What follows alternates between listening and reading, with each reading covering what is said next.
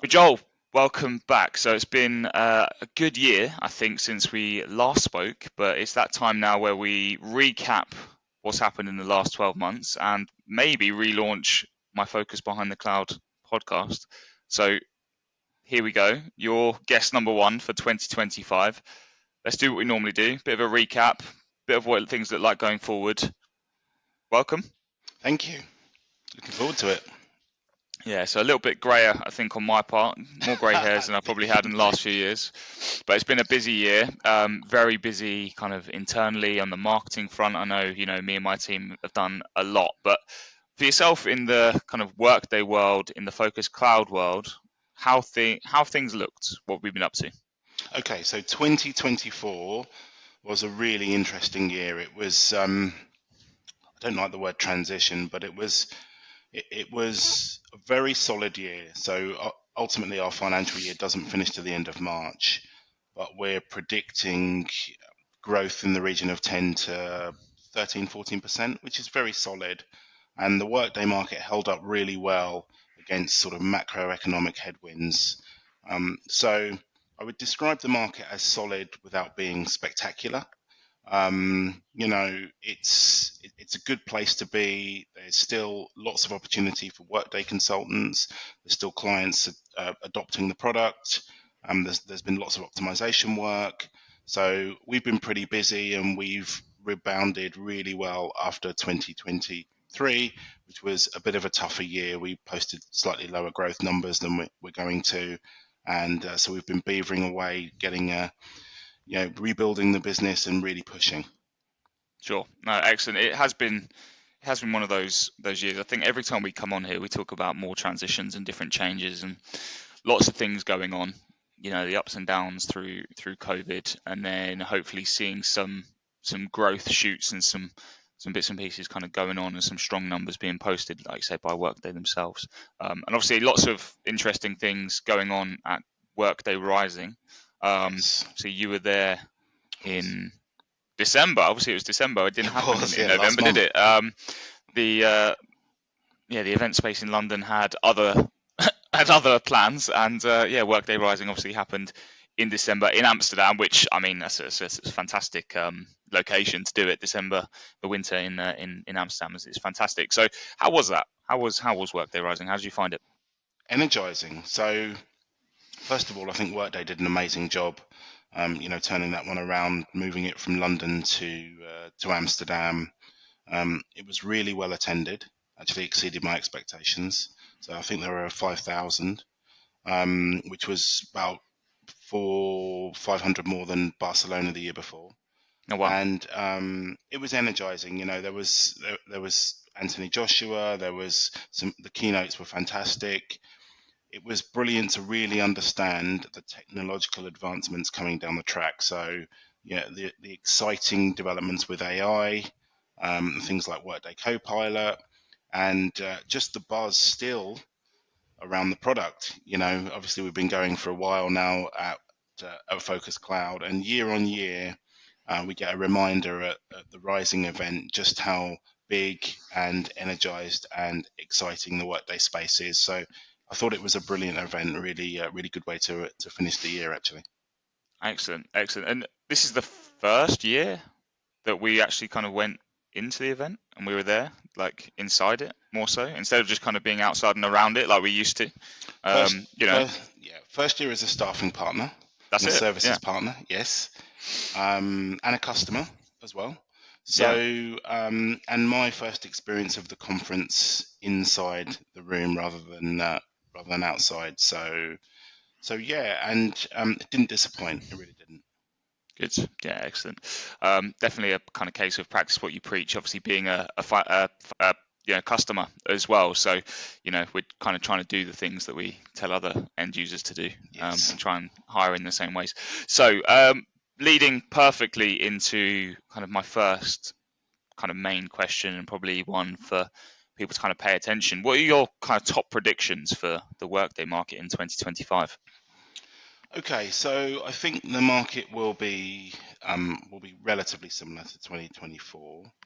Um, we're predicting that it's going to grow or continue to grow. I know Workday's numbers are projected at sort of 10 to 15% growth year on year. I think we'll see similar growth within our business, but I think it will get busier, definitely from sort of mid-year onwards.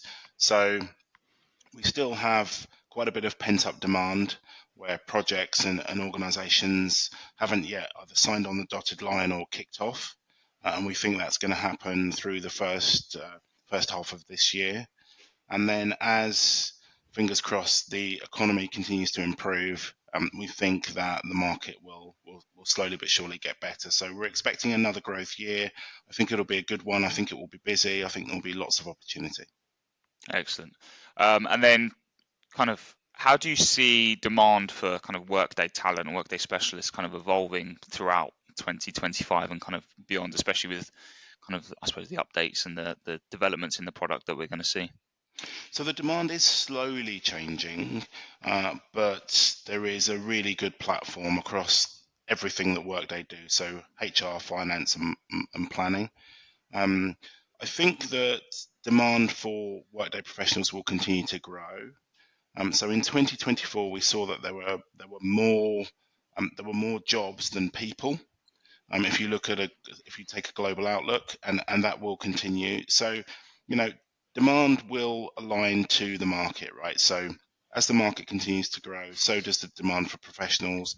I think the sort of skill sets that are being looked for are evolving now, and what we're seeing is a bigger demand in the really sort of expert level, Okay. and a bigger demand for quite niche skills as well as the platform develops, and I'm sure we'll get into that. Okay. So in terms of those kind of skills, is that going to offer kind of opportunity to Workday consultants and maybe clients, or maybe even challenges for clients in 2025? Will there be skill sets that are maybe a little bit harder to find? Maybe there's some sort of, I suppose, expectations that need to be kind of met and kind of maybe taught to end users that might be looking for something that maybe doesn't exist as readily as they think, Yeah, perhaps. absolutely, 100%. So there are still quite a few areas within Workday that are underrepresented in terms of talent, right? So there's much bigger demand than availability. It's really in the sort of new and exciting SKUs or new and exciting areas. So um, we see a big demand for within financials for Prism, Accounting Center, and PSA, Professional Services Automation. They're all relatively new. They've been out a while, but relatively new, and adoption from customers is kind of outstripping skills. But as time goes by, more and more people get exposure to these areas of Workday and build their skill base. So that's a tough area to hire in. I think built on Workday is very much of the moment, kind of flows through from the AI agenda. So Workday integration and extend skills are in high demand and will continue to be in high demand throughout 2025. Sure. Now, just kind of thinking about those skill demands, it's obviously there's developments in skills, development in the platform that are going to make different skills harder to find, but there is also this shift going on where there is a bit more of a demand for people to get back into the office, perhaps a bit more on-site presence. I know I've seen a few things come through more recently, a few things that have been harder to find, where clients are like, no, we want people in the building now. We want them back. Yep, Yeah. that is a thing. Good. So, are there any kind of roles or skill sets that you think kind of are outstripping kind of demand at the moment outside of financials? Is there anything that people could be moving into or should be looking at to maybe upskill themselves? Yeah, what skill sets are at the forefront of them at this point in time? So if we look broadly at attach rates within HCM, for example, recruiting is always an area that is in good demand. Typically, it has the highest attach rate, but there are decent skill availability in that space. I think it's time, absence, and payroll. Okay. that is a growing space, and that is a space that it can be tricky to identify good quality resources. So that's what I'd say for HCM, and then broad financials, as we've discussed, is in demand. It continues to grow. There's pretty much an increased demand across the whole platform, but ultimately it's that sort of those new areas of Prism, Accounting Center, and PSA that there's still a skill shortage. Sure. Okay. Now, just kind of looking at those shifts, those shifts in demand for different types of things. Now, looking at permanent and contract roles within the Workday market, obviously we've seen lots of things happen over the last couple of years.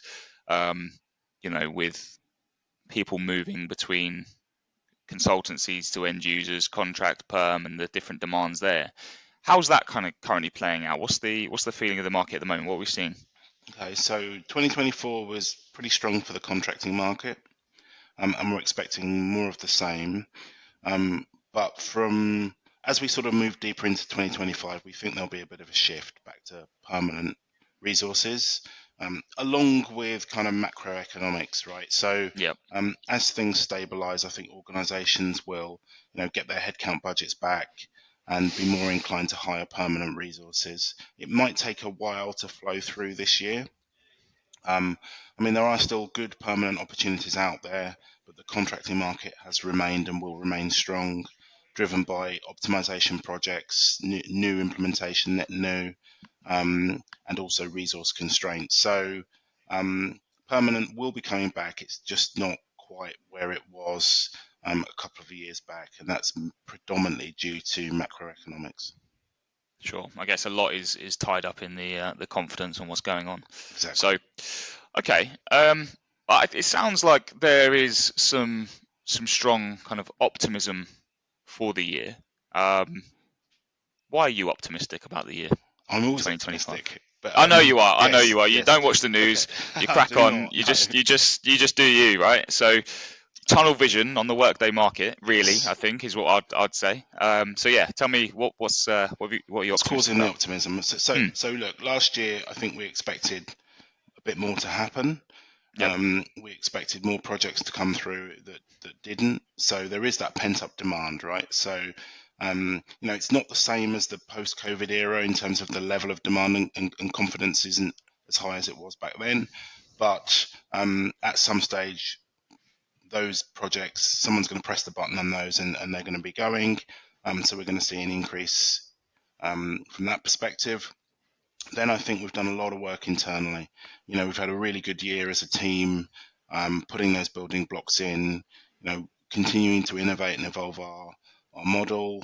We've got some exciting internal developments coming, and we've got a really stable and experienced team. So from that perspective, we're in a really good position now to be able to continue to offer a fantastic service, both to candidates, clients, and continue to drive that forward. So that's where my optimism is coming from. It's kind of 50% market led, and it's 50% sort of internal, with the good place that we're in.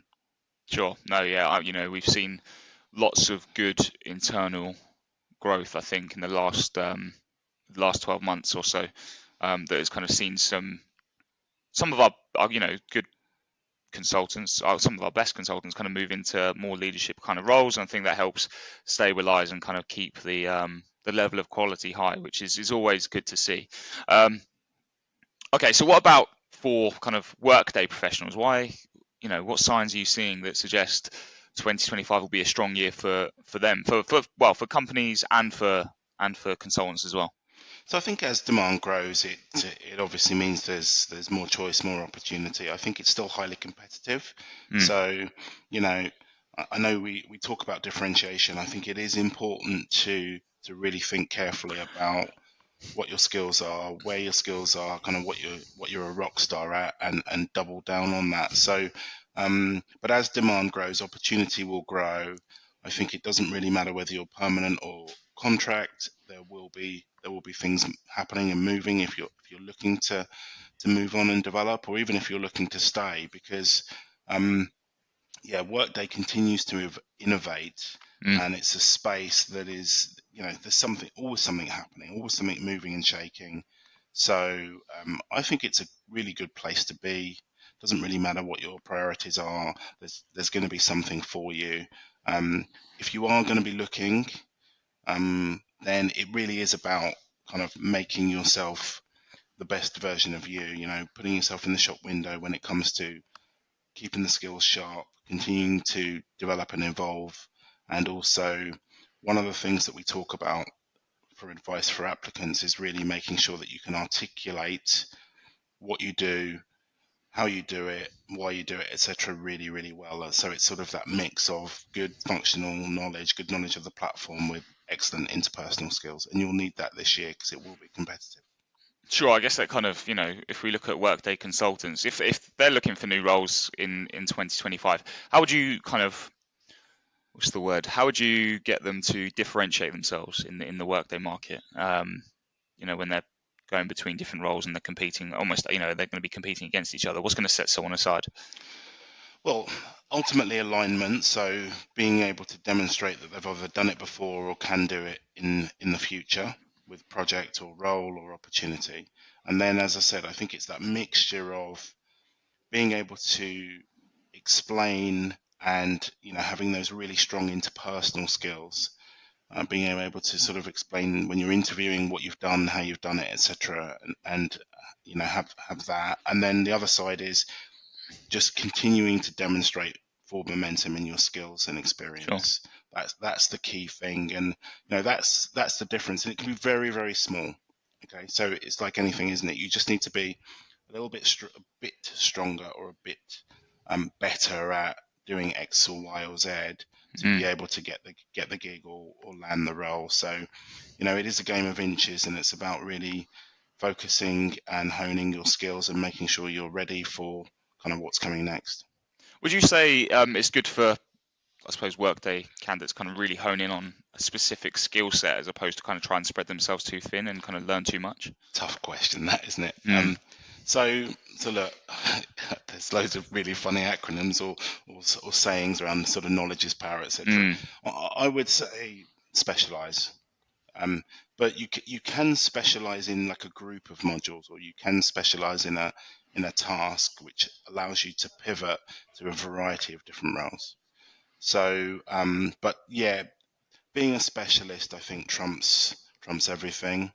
There are some scenarios where general background is useful, but predominantly being able to specialize in a group of Yeah, modules, for example, is always going to help because most of the demand is in specific areas. So it's sure. really those specialists that add the most value. Yeah, I suppose if you can go to any hiring end user and you can say I've done it this many times on the same thing over and over and over again, you can demonstrate that level of success that kind of gives them the confidence that, like you said, is that extra inch or the extra couple of inches above maybe the competition that's maybe not done it as frequently or hasn't got the same level of skill set or hasn't got the same experience. So, Yeah, okay. and because the way that things are always moving forward with the platform, you know, often you will have done something, or you will have done it in the past, but you won't necessarily have done exactly what's required, Hmm. because the technology is developing all the time. So, um, it's not like you're being pigeonholed. It's just that you've got that platform of experience that you're ready to take the next step forward because the platform's developing new functions, new features are coming in all the time. So, that adaptability and that ability to sort of keep pace with those trends and keep pace with things as they develop is also a key skill. Okay, so obviously we've spoken about the candidate side of things there. If we Yep. flip that and now look at the end users or the customers for Workday, or even the consultancies as well, they might need some support. What I suppose what advice would you give those businesses? If they're looking to kind of make the most of Workday in 2025.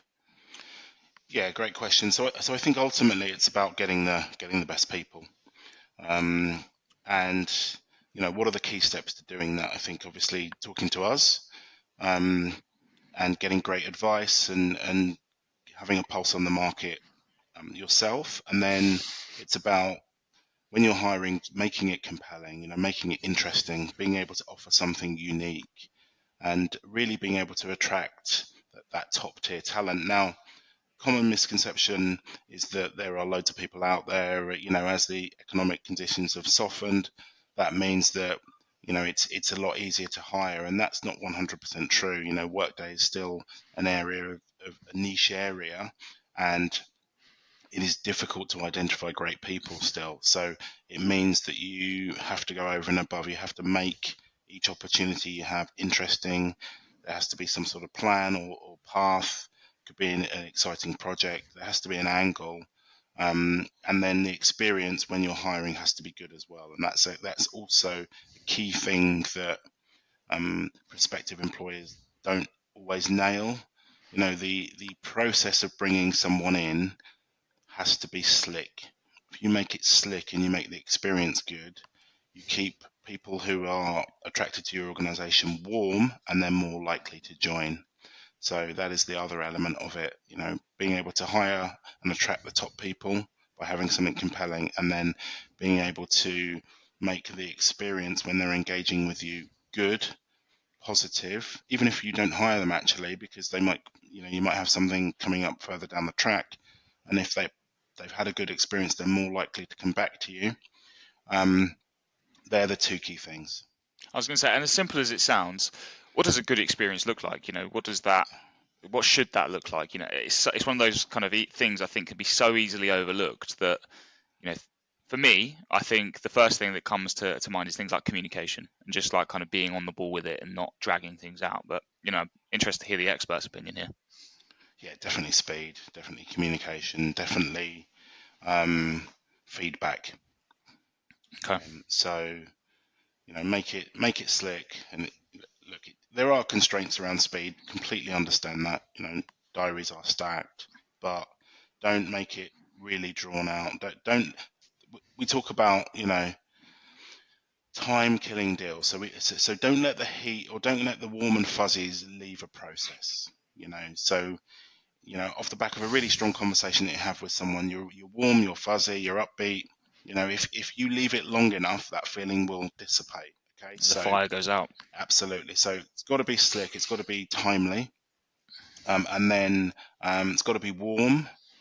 Be very upfront, honest, be clear about the offering, be clear about who's good for it, and be clear about who's not good for it, and communicate that well. And then feedback to everybody. Especially if people are getting through to interviews, try and give constructive feedback to everybody you interview, whether it's positive or whether it's constructive. Right? Not everybody can. If there's one job and you get 5 applicants, there's only one person that's going to be able to get that. Right? So the other 4 people need feedback. They need, and they can use that for their next process. So that adds value to them. And it's kind of as simple as that. But busy world, lots going on, lots of moving parts.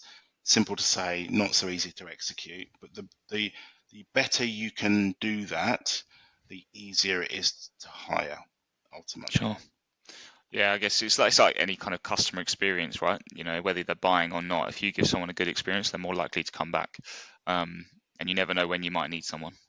So if your first choice isn't available, or maybe your second choice isn't available because they're in demand, then you need to make sure third and fourth and fifth have all had a good enough experience that they want to join you and are happy to do so. And it's not just because they feel like their third choice and they've had to. Exactly. Okay, cool. So kind of wrapping up a little bit now. What excites you most about the Workday market in the next 12 months? What going to be the headlines? Okay, so before the headlines, I'll say one of the it's not, I wouldn't describe it as exciting, but one of the things that is really positive is just that it's a growth market, and it continues to be. So it's a really I talk about it being a stable environment. So we're really lucky to be part of such a solid and growing and evolving ecosystem. Yep. The headlines are based around AI. So the exciting thing is just very interested to see how generative AI impacts us all, and what enhancements it will bring to Workday. the Workday platform, and how that will drive adoption. So I've seen some stuff. I've seen some of it from Rising and from some of the conversations I've been having around just embedding it into the platform, and I think that looks really good.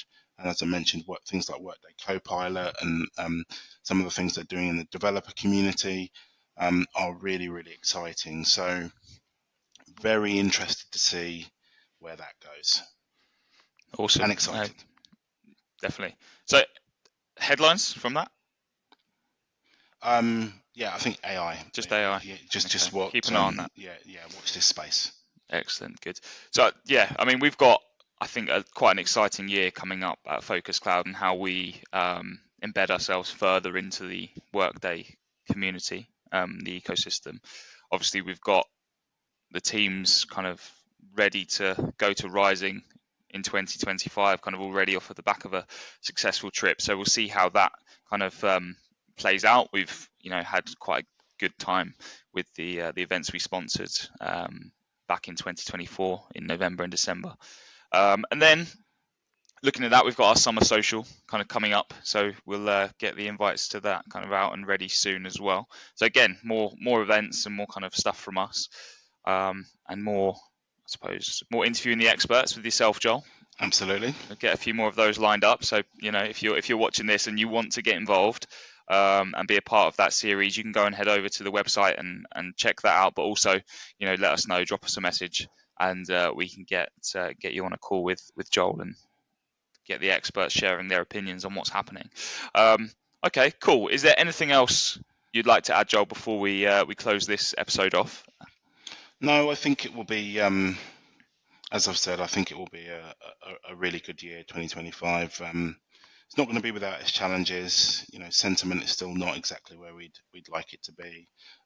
So that's going to take a bit of time, but markets moving in a positive direction, ecosystems growing, more partners, landscapes growing, technology is developing. So watch this space. I think it's going to be a really, really exciting year.